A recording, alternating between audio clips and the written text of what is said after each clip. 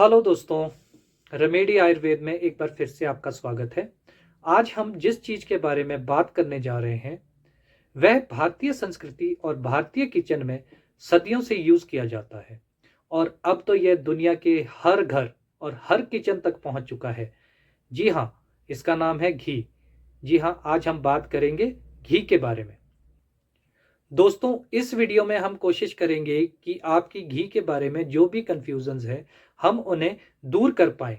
जैसे fatty liver में घी खाना चाहिए, कोलेस्ट्रॉल वालों को घी खाना चाहिए या नहीं, एक दिन में कितना घी खाना चाहिए, आयुर्वेद के अनुसार घी का प्रयोग किस तरह से करना चाहिए, क्या मोटापे में घी खाना चाहिए या नहीं, दिल के रोगियों को घी खाना चाहिए या नहीं। इन सब सवालों के जवाब हम आपको इस वीडियो में देने की कोशिश करेंगे। तो दोस्तों, वीडियो शुरू करते हैं। सबसे पहले हम जानने की कोशिश करते हैं कि आयुर्वेद के अनुसार घी क्या है। घी एक क्लैरिफाइड बटर है।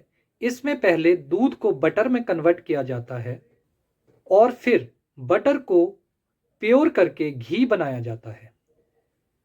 घी गाय का, भैंस का, बकरी का हो सकता है, लेकिन इस वीडियो में हम सिर्फ गाय के घी के बारे में बात करेंगे। आयुर्वेद में 4 प्रकार के महास्नेह बताए गए हैं: घृत, तेल, वसा और मज्जा। घृत को यानी घी को आयुर्वेद में सबसे ऊपर रखा गया है क्योंकि यह सर्व गुणों से संपन्न होता है। जैसा कि हम जानते हैं, आयुर्वेद में 3 प्रकार के दोष बताए गए हैं: वात, पित्त और कफ। अब हम ये जानने की कोशिश करते हैं कि घी का वात, पित्त और कफ पर क्या इफेक्ट होता है। अपने स्निग्ध गुण के कारण यानी चिकनाई वाले गुण के कारण यह वात को घटाता है और कफ को थोड़ा बहुत बढ़ाता है। अपने मधुर और शीत गुण के कारण यह पित्त को घटाता है। ओवरऑल यदि हम देखें तो यह तीनों दोषों को बैलेंस करता है। ज्यादातर लोगों के मन में यह विचार आता है कि घी ठंडा होता है या गर्म। घी अपने मधुर और शीत गुण के कारण ठंडा होता है। यदि हम कहीं कट जाएं, छिल जाएं, तो उस पे हम शहद के साथ घी लगा सकते हैं जिससे हमें ठंडक का एहसास होता है। इसी कारण यह पित्त को शांत करता है और बॉडी को कूल करता है। घी पूरी बॉडी के लिए बेनिफिशियल होता है। यह हमारी धातु, रस, रक्त, मांस, मेद, अस्थि, मज्जा, शुक्र यानी टिश्यू को बिल्ड करने में हेल्प करता है और वात और पित्त के कारण जितने भी रोग होते हैं उनको ठीक करने में हेल्प करता है। घी अपने मधुर, सॉफ्ट यानी मृदु गुण के कारण फ्लैटुलेंस, बुखार, मिर्गी आदि में उपयोगी है। हमारी अग्नि, इंटेलिजेंस, हमारी स्किन की सॉफ्टनेस को अच्छा करता है। दोस्तों, क्या घी हमारे लीवर के लिए अच्छा है? जी हाँ, घी हमारे लीवर के लिए अच्छा है। लीवर हमारे शरीर का एक ऐसा अंग है जो डिटॉक्सिफाइंग का काम करता है, शरीर से सारे टॉक्सिन्स को बाहर निकालता है।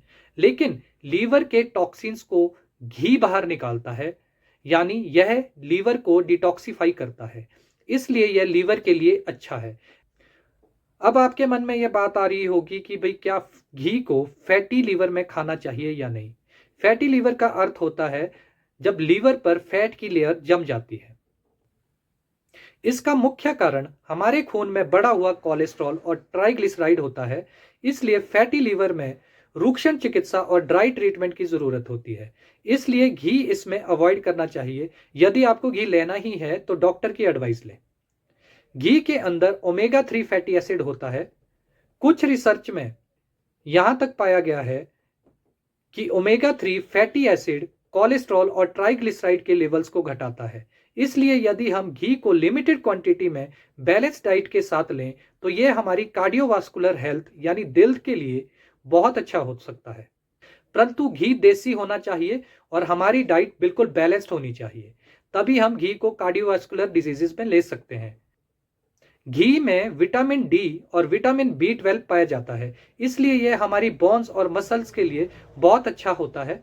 यदि जोड़ों में दर्द की प्रॉब्लम है और आप यदि मॉडरेशन में घी और दूध लेते हैं तो यह आपके जोड़ों के बीच में ग्रीस यानी जो साइनोवियल फ्लूइड होता है उसको भी रीजनरेट कर सकता है। इसके अतिरिक्त घी सेक्सुअल हेल्थ के लिए भी बहुत अच्छा है। यह शरीर में टेस्टोस्टेरोन के लेवल को बढ़ाता है। घी हमारे नर्वस सिस्टम और नर्व्स यानी नसों के लिए और दिमाग के लिए बहुत ही अच्छा है, क्योंकि इसमें विटामिन ए और ओमेगा 3 फैटी एसिड होता है। घी हमारी इम्यूनिटी को भी बढ़ाता है, इसलिए पहले बच्चों में स्वर्ण प्राशन का सिद्धांत था, जिसमें घी और स्वर्ण भस्म को मिलाया जाता था और इससे बच्चों की इम्यूनिटी बढ़ती थी।